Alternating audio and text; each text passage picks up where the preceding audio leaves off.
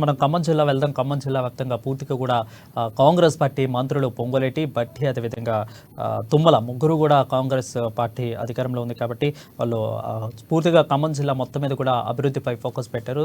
దాదాపు భద్రాద్రి రాములూరి సాక్షిగా ఇచ్చిన హామీలన్నింటినీ కూడా నెరవేర్చి తీసుకువెళ్ళైతే ప్రయత్నం చేసినట్లు తెలుస్తోంది. 100 కోట్లతో లింక్ కెనాల్ నిర్మాణానికి శంకుస్థాపన, అదేవిధంగా ఆగస్టు 15 నాటికి వైరాకు గోదావరి నీళ్లు చేలక చర్యలు తీసుకోవాలని అయితే వాళ్ళు ఆదేశించారు. దీని మీద పూర్తి అప్డేట్స్ మా ప్రతినిధి ఖమ్మం నుంచి ఉపేందర్ లైవ్ లో అందుబాటులో ఉన్నారు. ఉపేందర్, చెప్పండి, ముగ్గురు మంత్రులు ఉండబట్టే కూడా ఖమ్మం జిల్లా ఇప్పుడు అభివృద్ధికి నోచుకుంటుంది అనుకోవచ్చా?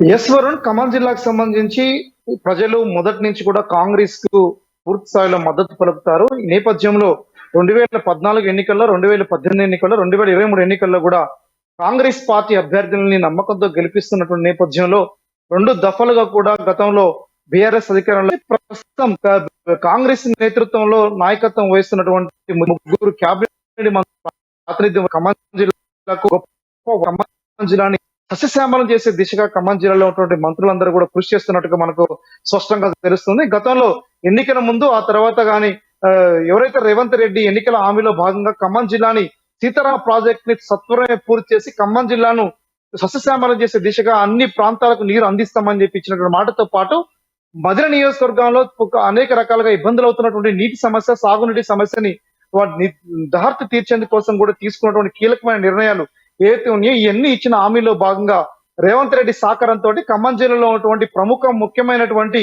ముగ్గురు మంత్రులు పొంగిరెడ్డి శ్రీనివాసరెడ్డి, తుమ్మల నాగేశ్వరరావు, భట్టి విక్రమార్క వీళ్ళందరి యొక్క ఆలోచన చైతన్యంతో ఖమ్మం జిల్లాలో ఓ కీలకమైనటువంటి నిర్ణయం తీసుకొని జిల్లాలో ఉన్నటువంటి సీతారామ ప్రాజెక్టుకు అనుసంధానం చేస్తూ వైరా నియోజకవర్గం ఏన్పూరు మండలం తిమ్మారాపేట గ్రామం నుండి దాదాపు 9 కిలోమీటర్ల దూరంలో ఉన్నటువంటి ఒక కెనాల్ ని త్వరలో ప్రారంభించేందుకోసం కూడా నిన్న ఖమ్మం జిల్లా వ్యాప్తంగా ఉన్నటువంటి కాంగ్రెస్ ముఖ్యమైన శ్రేణులు సహకార నేతృత్వంలో ఖమ్మం వైరా నియోజకవర్గానికి చెందినటువంటి రామ్ నాయక్ సహకారంతో అక్కడ ఉన్నటువంటి ముఖ్యమైనటువంటి ముగ్గురు మంత్రులు కూడా శంకుస్థాపన చేశారు. ఆ కెనాల్ ప్రారంభం ద్వారా ఖమ్మం జిల్లాకు ఏదైతే రేవంత్ రెడ్డి ఇచ్చిన హామీ ఏదైతే ఉందో 10 లక్షల ఎకరాల భూమిని సాగునీటి అందిస్తామని చెప్పినటువంటి రేవంత్ రెడ్డి ఇచ్చిన ఆలోచనతో పాటు గతంలో సీఎం కేసీఆర్, గతంలో ఉన్నటువంటి సీఎం ఉన్నారో ఆ కేసీఆర్ ఆలోచన కూడా ఖమ్మం జిల్లా ముగ్గురు మంత్రులు ఏదైతే నమ్మకంతో విశ్వసనీయంగా గెలిచినటువంటి ముగ్గురు మంత్రులు ఎవరైతే ఉన్నారో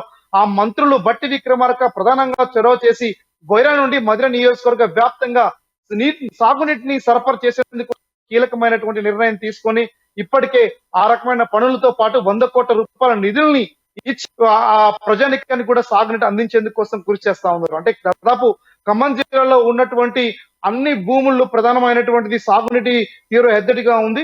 గోదావరి నదిలో వస్తున్నటువంటి వాటర్ ని పాలేరులో కలిపి పాలేరులో చుట్టుపక్కల ఉన్నటువంటి ప్రాంతాలతో పాటు వైరాలో కొన్ని ప్రాంతాలని కొంత మేరకు ఆదుకోవడానికి, అంటే ఉమ్మడి ఖమ్మం జిల్లాలో ఉన్నటువంటి అటు భద్రాద్రి కొత్తగూడెం జిల్లా, దాదాపు ఖమ్మం జిల్లాలో కొన్ని లక్షల ఎకరాల భూమి పండుతుంది అని చెప్పేసి అనేది ఏదైతే నమ్మకంతో సీతారాం ప్రాజెక్టు ప్రారంభించారో దాని లక్ష్యాన్ని మేము నెరవేరుస్తామని తుమ్మల నాగేశ్వరరావు ప్రకటించారు.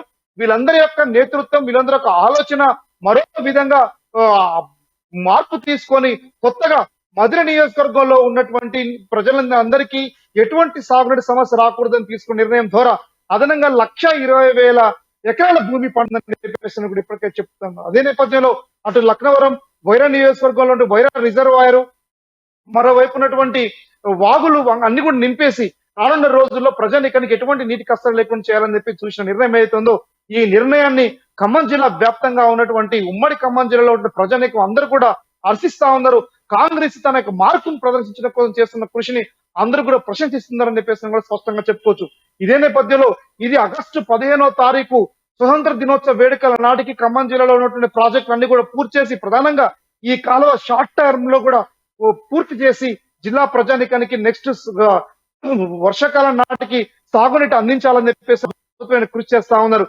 దీన్ని ఖమ్మం జిల్లా వ్యాప్తంగా ఉన్నటువంటి ప్రజానిక ప్రశంసిస్తుందో పాటు ఖమ్మం జిల్లా యొక్క కష్టాలు తీరుతాయని చెప్పేసి కూడా రాజకీయ విశ్లేషణ ఇప్పటి పడతా ఉన్నారు. ఎవరు రైట్ ఉపేంద్ర, మీరు అన్నట్లుగా ఆగస్టు 15 నాటికి వైరాకు గోదావరి నీళ్ళు వచ్చే ప్రక్రియ ఏదైతే వాళ్ళు ఆదేశించినట్లు కూడా తెలుస్తోంది. ఇది ఖచ్చితంగా దాదాపు కొన్ని నెలలు మాత్రమే ఉంది. అందులో ఖమ్మం జిల్లా మొత్తానికి కూడా ఈ వైరా నీళ్ళు అందేలాగా చూడాలంటున్నారు. సో ఇది సాధ్యమవుతుందా ఖచ్చితంగా కాంగ్రెస్ ప్రభుత్వానికి?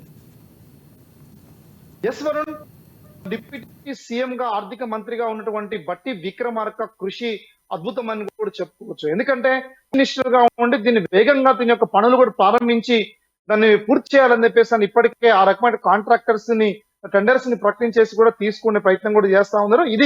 ఇది తీసుకున్న చొరవ ఫలితంగా ఖచ్చితంగా సక్సెస్ అవుతుంది కాబట్టి జిల్లా ప్రజలు అంటే కొద్ది రోజుల్లో లోక్సభ ఎన్నికల నోటిఫికేషన్ ఆ యొక్క ఏదైతే ఖమ్మం జిల్లా ఎన్నికల కోడ్ రాబోతా ఉందో దేశవ్యాప్తంగా ఆ ఎన్నికల కోడ్ కంటే ముందుగానే ఉన్నటువంటి ప్రజానికాన్ని అదే ఖమ్మం పెట్టుకున్న ఆశల్ని మరింత నమ్మకాన్ని ఏదైతే ఉందో నమ్మకాన్ని నిలబెట్టేందుకు కోసం కూడా చేస్తున్న కృషి దాని ఫలితంగానే ఈ రోజు ఆ షార్ట్ టర్మ్ లో కూడా పూర్తి చేయాలని చెప్పేసి కూడా ప్రయత్నిస్తా ఉన్నారు.